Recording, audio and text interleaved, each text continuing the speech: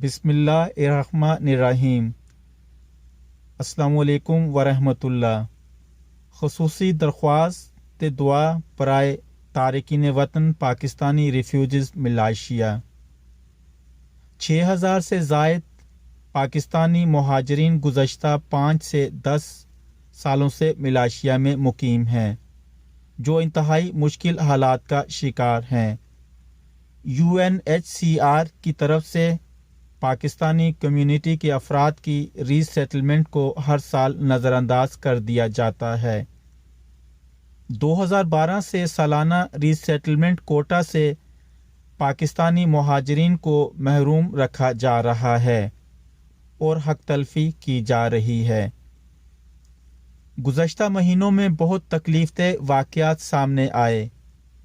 जनवरी 2021 में 5 पाकिस्तानी तारिकीन वतन मुहाजिरीन को 4 माह 5 दिन जेल में कैद के बाद डिपोर्ट कर दिया गया।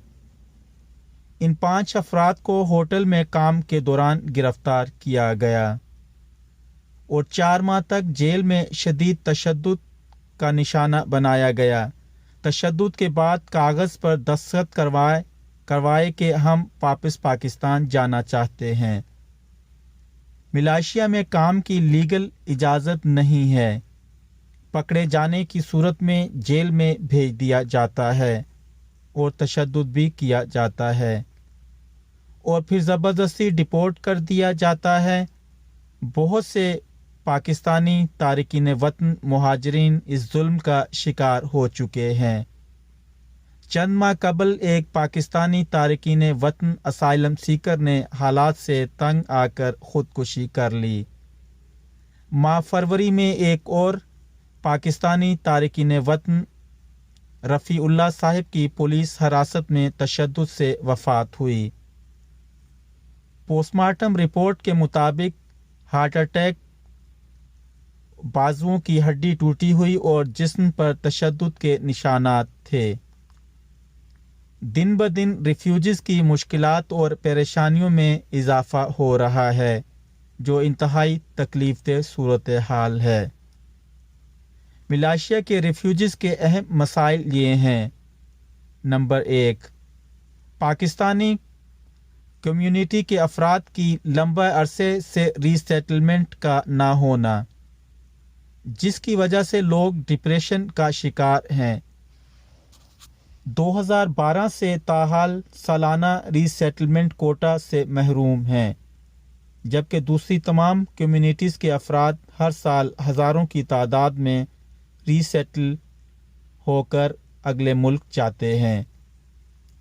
लेकिन पाकिस्तानी रिफ्यूजीज़ का मलाइशिया में बहर मंजमद बन चुका है, जहां से निकलना मुहाल नज़र आता है।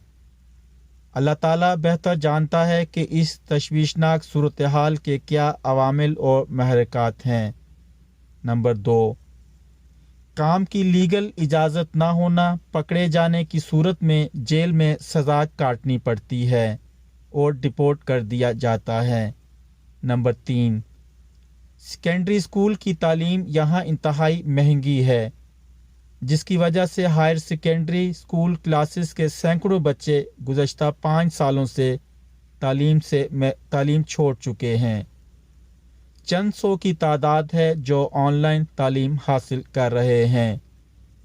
नंबर 4, बहुत से रिफ्यूजीज़ पर जानलेवा हमले और लूटमार के वाक़यात हो चुके हैं। नंबर 5, काम की लीगल इजाज़त न होने के बावजूद रिफ्यूजीज़ स्टेटस रखने वालों को भी किसी किस्म का माहाना खर्च UNHCR की तरफ से नहीं दिया जाता। UNHCR के मंशूर और चार्टर के मुताबिक रिफ्यूजीज़ से हुस्न सलूक नहीं हो रहा।